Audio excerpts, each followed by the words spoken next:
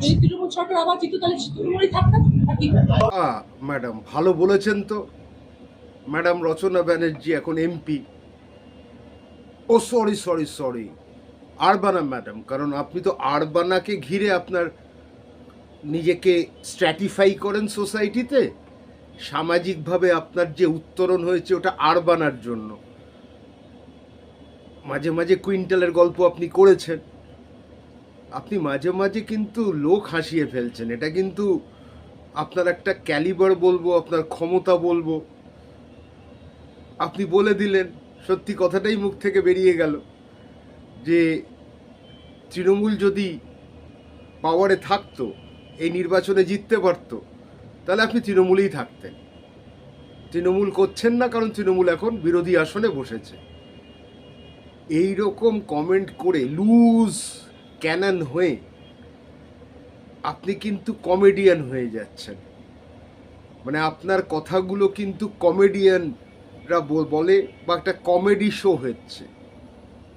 আর একজন এমপি যার মুখ থেকে আমরা একটু সিরিয়াস কথা শুনবো, আপনি পাল্টি খেয়েছেন ঠিক আছে, আপনি আরবানায় থাকেন এটা ঠিক আছে, আরবানাতে টুলু মণ্ডলও থাকে যার কোটি কোটি টাকার কালো টাকা।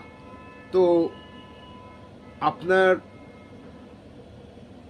কুইন্টালের কথা আমরা শুনেছি, আমরা ধোঁয়া উঠলেই ইন্ডাস্ট্রি হয়ে যায় সেটা শুনেছি, এবার আরও নতুন কথা শুনছি।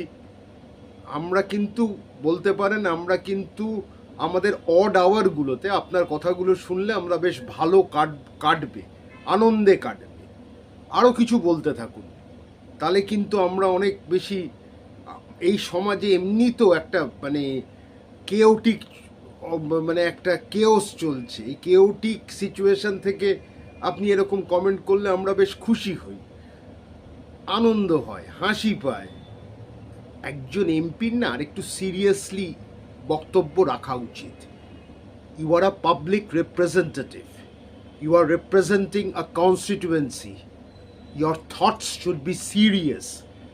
একটু সিরিয়াস ভাবতে হবে সব কিছুই বিষয়ে।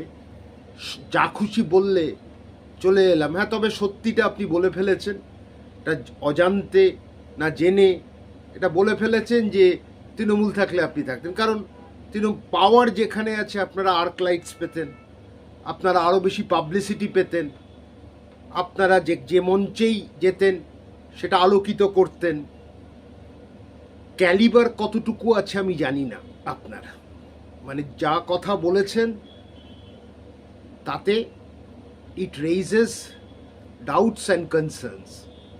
কিন্তু আপনি যে কথাগুলো বলে গেলেন, সত্যি কথাটা বলেছেন, তার জন্য আপনাকে কিন্তু আমরা ধন্যবাদ জানাবো যে তৃণমূল থাকলে আপনি তৃণমূলেই থাকতেন। তৃণমূল এখন হেরে গেছে, আপনি তৃণমূল থেকে পাল্টি খেয়েছেন। পাল্টি খেয়ে কোথায় যাবেন, কোথায় কিভাবে এমনি ফেসে গেছেন।